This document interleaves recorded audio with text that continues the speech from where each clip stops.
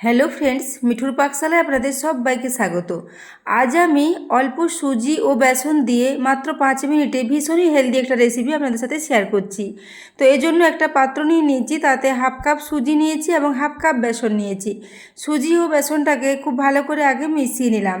তারপর এখানে measuring cup মেপে 1 কাপ পরিমাণে জল নিয়েছি। এই জলটা অল্প অল্প করে দিয়ে এর সাথে মিশিয়ে নেব।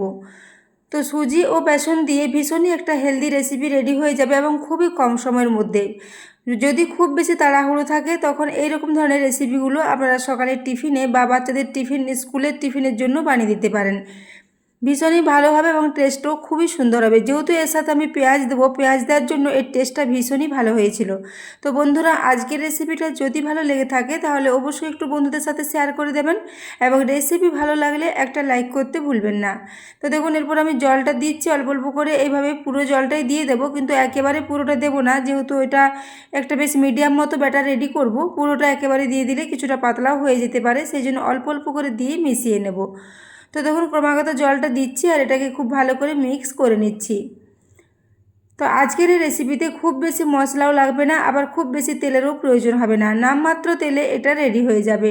তো দেখতে পাচ্ছেন এর একটা বেশ স্মুথলি ব্যাটার রেডি করে নিচ্ছি। তারপর এটাকে একটু রেস্টে রেখে দেবো, যেহেতু সুজিটা জল টেনে অনেকটাই ঘন হয়ে যাবে, সেজন্য কিছুক্ষণ এটাকে রেস্টে রাখা প্রয়োজন। তো 2 থেকে 3 মিনিটের জন্য একটু এটাকে রেস্টে রেখে দেবো।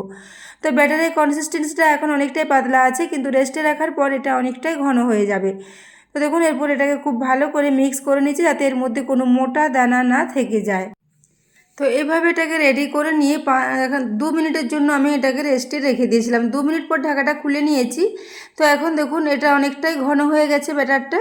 তো এদিকে আমি একটা বড় সাইজের পেঁয়াজ এভাবে একটু পাতলা পাতলা স্লাইস করে কেটে নিয়েছি। তারপর এই পেঁয়াজটা ওই ব্যাটারের মধ্যে দিয়ে দেব। তো এখানে আমি অনেকটাই বড় সাইজের পেঁয়াজ নিয়েছি। আপনাদের বাড়িতে পেঁয়াজ যদি ছোট থাকে সেক্ষেত্রে আপনারা 2 থেকে 3টে পেঁয়াজ এখানে নিতে পারেন। পেঁয়াজটা অনেকটাই বড় ছিল, সেজন্য এগুলোকে এইভাবে একদম ঝিরিঝিরি করে একটু পাতলা পাতলা করে কেটে নিয়েছি।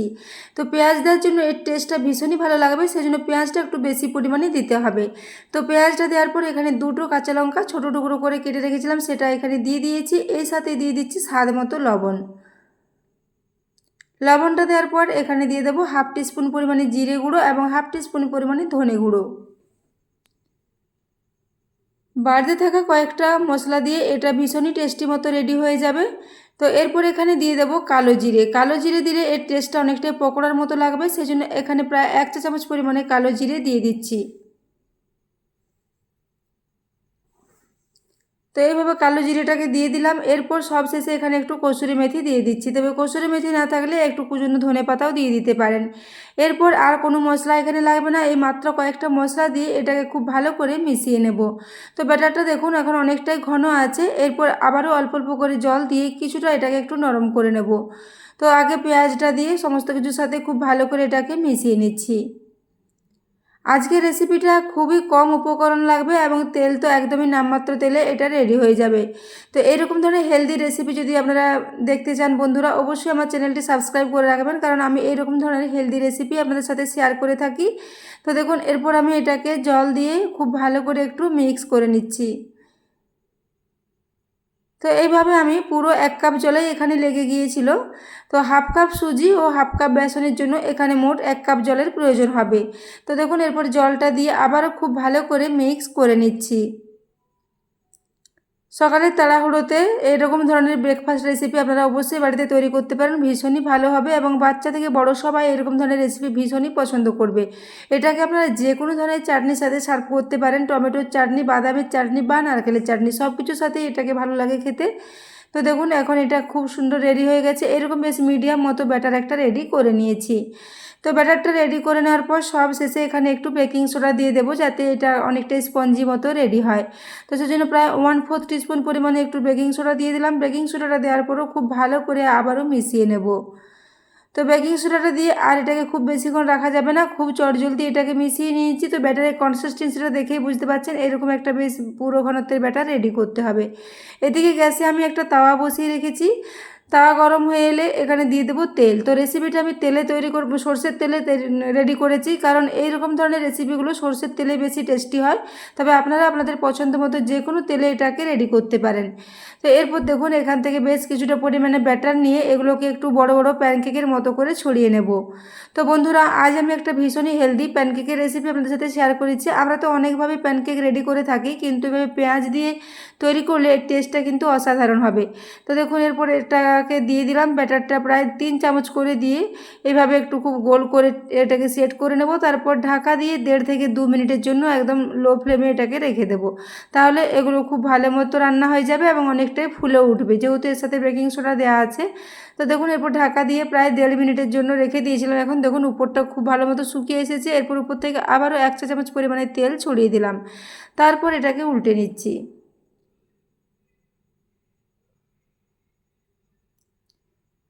তো দেখুন এরপর একটা উল্টে দিলাম, নিচের দিকটা খুব সুন্দর একটা লালচে কালার এসেছে। এরপর এগুলোকে উল্টে দিয়ে আবারও 1 থেকে 1.5 মিনিটের জন্য একটু ঢাকা দিয়ে রান্না করে নেব। তাহলে দুদিকটাই খুব ভালো মতো সেদ্ধ হয়ে যাবে পেঁয়াজগুলো ভেতরে। তো এরপর দেখুন এগুলোকে উল্টে দিচ্ছি। তো এইভাবে খুবই কম সময়ের মধ্যে ভীষণ টেস্টি একটা রেসিপি রেডি হয়ে যায়। তো বাড়িতে সবজি না থাকলে শুধুমাত্র পেঁয়াজ দিয়ে এরকম ধরনের একটা হেলদি রেসিপি রেডি হয়ে যাবে। তো বন্ধুরা, আজকের রেসিপি ভালো লেগে থাকলে অবশ্যই চ্যানেলটি সাবস্ক্রাইব করে আমার পাশে থাকবেন এবং পাশে থাকা বেল আইকনটি অবশ্যই প্রেস করে রাখবেন। তাহলে আমি যে কোনো নোটিফিকেশানই ছাড়ি না কেন তা সবার আগে আপনার কাছে পৌঁছে যাবে। তো দেখুন এইভাবে দুটো রেডি করে নিয়েছি। তো আমি এখানে যে পরিমাণ ব্যাটার রেডি করেছিলাম তা দিয়ে আমার মোট 5টা মতো প্যানকেক রেডি হয়েছিল। তো এরপর আমি দেখুন প্লেটে কয়েকটা নিয়ে নিয়েছি। তো এরপর দেখুন কালারটা খুবই সুন্দর এসেছে এবং পেঁয়াজের স্লাইসগুলো দেখা যাচ্ছে। এরপর একটা কেটে দেখিয়ে দিচ্ছি, দেখুন পেঁয়াজে ভর্তি, ভীষণই টেস্টি, ভীষণই হেলদি একটা রেসিপিটা অবশ্যই বন্ধুরা বাড়িতে ট্রাই করবেন এবং ট্রাই করলে রেসিপি কেমন লেগেছে কমেন্টে জানাতে ভুলবেন না।